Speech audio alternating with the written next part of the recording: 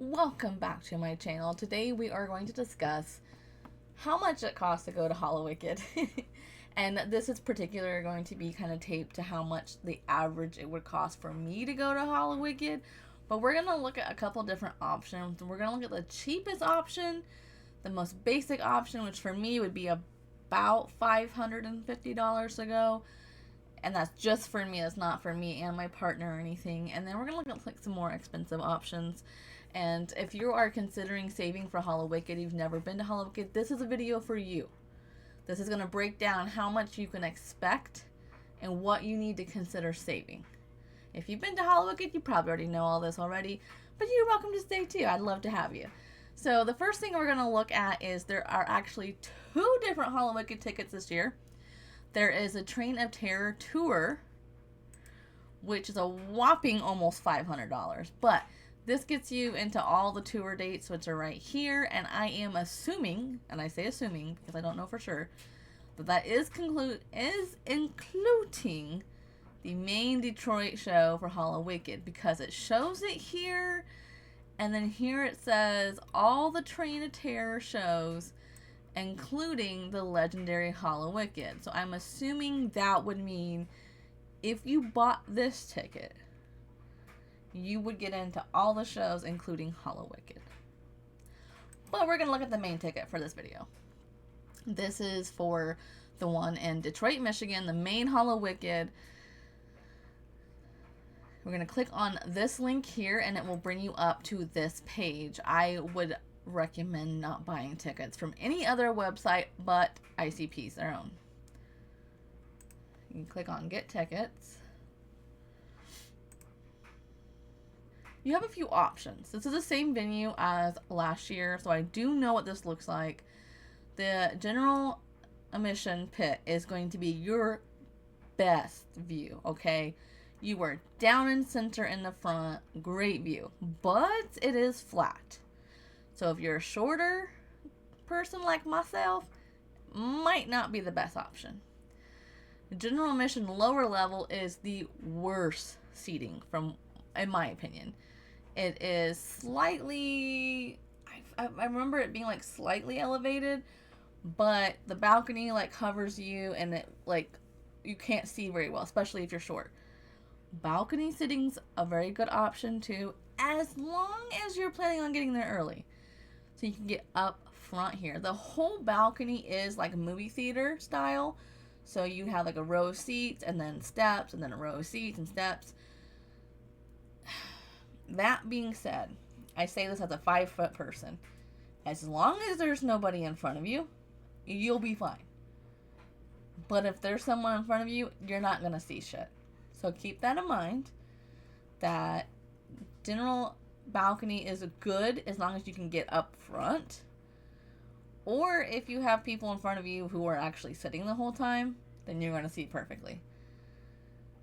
But if you're wanting to stand and jump and dance, this probably isn't the best option for you, because it's super tight movie theater seats. There's not a lot of leg room, and I had a costume on, so when I stood up, like I was blocking the people behind me, like your stomach area will be touching the people's hair in front of you. Like it was just not a lot of room. So we're going to go with this, and there are different prices. As you can see, it's about $150, $100, and then the balcony is about $60. So balcony is actually the cheapest. But we're going to go general. There's a fly in here. And it says $150, but wait, because that doesn't include the processing fees. So go to checkout, and you're looking at a whopping, after about $30 processing fee. $30 processing fee for a digital ticket. You're about $150 is what you're looking at, which isn't too bad for everything that's included. You know, you can come early, they're gonna have wrestling, you know, you can hang out with your friends. I don't remember there being a bar there, but the place is massive, and like I didn't even get to see the whole place. But yeah, I don't know why there's $30 processing fee. And yes, I know I'm harping on it, but it bothers me. Because if it was an actual employee that was having to send out and mail out tickets, I totally understand. Or if they were going to mail you your single, your Hallowicked single, like that would be worth it alone for the shipping and stuff. But this is just an email ticket. So if you have never been to Hallowicked before, they will email you a virtual ticket. And usually, this is my best advice, take a screenshot of it in case you don't have service. Because once you get there, you have to show them it and they have to scan it for you to get in. So, it's just a digital ticket. So, I don't understand why $30 is so much unless it's the company that they're using for tickets. Like, they are charging an outrageous amount. That very well could be. But nonetheless, we're going to round this up to about $180 for me. If I was doing 2 people, like if me and DC both wanted to go, let's just see how much it would be. Ugh, of course, you can't just add like that.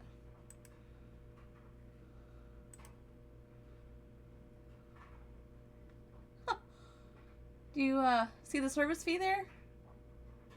That's outrageous. It's not per transaction, it's per person. $50 for a transaction fee? Oh, hell no. That is too goddamn much. Okay? I gotta take a picture of this because I gotta share this with people. And I feel like they're not gonna believe it unless I take a picture of it. That's crazy. I thought it was just like per transaction. No, that's per person. That is outrageous. So the handling fee, which is probably i.c.p's fee, just for their own web browser and stuff, like they're charging to keep it up running. That's not bad, $5. I get that. Per transaction. But the service fee, $45. I'm speechless. I don't even know what to say other than that's blasphemy. So then that jumps up to about $350 just for tickets. But for one person, we're looking at about $180. Moving on. Gas. I gave myself about $100 gas. I probably use a little more, but maybe even a little less. I don't know. It just depends. But keep that in mind that if this is the first time you're going to Hallowicked, you need to account for gas mileage and standing in traffic. Detroit, Michigan is like the equivalent to like Indianapolis and Indiana. Like it is just, there's a lot of traffic, but like it's amplified. It's like, you know, it's a lot. And I know I'm exaggerating when I say some of the freeways have 8 lanes, but that's what it feels like. And there can be a lot of traffic, and you couldn't be sitting for a long period. So make sure that you include enough gas and then a little bit extra. And then something else I want to give you guys advice for was something that I got when I got my driver's license.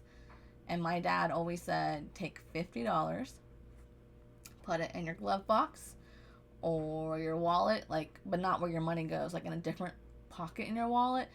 Put it where your spare tire goes. Put it underneath your seat cushion, somewhere that you're not going to see it and think about it and spend it. And also make it, like, not accessible, like your spare tire or something. That way you're not tempted to spend it. And if you break down, at least you have enough for a towing fee. Back then, it was only $50 to get towed. And I have used it. I haven't replaced it yet. I need to do that. But I did use it to get towed, and it was exactly $50, and it worked out really good. But keep that in mind that you shouldn't go, it's not wise to go when, like, with nothing extra. You need to leave money for, you know, taxi or a car service. Take a credit card in case you have to rent a car, in case your car breaks down. At least be able to pay for a towing fee. Just a little extra, you know, just in case of an emergency. Next, we have hotels. These are just some of the basic hotels there. There's lots of different options, different prices. They're ranging from about $180, that one's $145, all the way up to like $300. This one's almost $400. So I just kind of rounded about $200 a night. But something you need to keep in mind is if you are bringing your dogs with or something, you may get hit with a pet charge. So I gave myself $200, but I would allow yourself double in case you do break down somewhere and do need to get a hotel for another night or something until what is not rent a center? What is that place? Like the U-Haul place opens up. That way you can rent a vehicle to get home or something. Just to kind of keep that in mind. Because if your car's in the shop, you can't sleep in your car. There are other options to getting away with not having a hotel, if you so choose so. I recommend well-lit truck stops. I do not recommend Walmart parking lot. I do not recommend anywhere dark or anywhere there's a lot of foot traffic, like motels, gas stations. I like just random gas stations that are open 24/7. I don't recommend that. I recommend a truck stop because it's going to be well lit and there will be a lot of foot traffic, but it's not going to be locals, if you get my drift. It's not going to be somebody who's going to be able to jack you and then run 2 blocks home. So something to consider is truck stops are a good place. If they have cameras and they're well lit, do your research first. But most of them are open 24/7 and they'll have showers and bathrooms and coffee places and all that jazz. Another thing to consider, which is super like minimal, but just a $5 cash in your wallet. A lot of these venues will literally charge you $2 for a Faygo can or a bottle of water. And if you are having like dehydration or having a headache or you're feeling nauseous and you need something, it's good to have like a $5 cash on you just to be able to get that in the venue, because a lot of venues won't let you back in and out. That's an issue. It's like once you're in kind of thing. So you might want to consider $5 cash set aside for that very reason. And then something else to consider too is, are you going to do rideshare, taxi, Uber to and from the venue? Like if you're going to be drinking at the venue, or are you going to drive yourself to the venue? Where Hallowicked is this year, that venue does have really good parking. It's in a mostly fenced parking lot.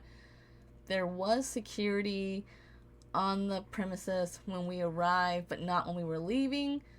But it was well lit, and I'm pretty sure I've seen some cameras too. So I don't think it would be an area that people would target just because it's like too risky. But it did have really nice parking if you got there early. Something to consider. So that's what I got. I just kind of loosely did it. And it ended up being about $550. But that's just for me. Like, if me and DC both wanted to go, then the ticket's going to be more. We'd have to take our pets with us. We're not boarding anymore. If you do want to board, that's another fee to pay. But it actually works out to be cheaper just to pay like the $20 deposit at a hotel and take our dogs with us. And we would probably need to leave some money so we can go do something else while we're out of town, because there might be an attraction or something we want to go to.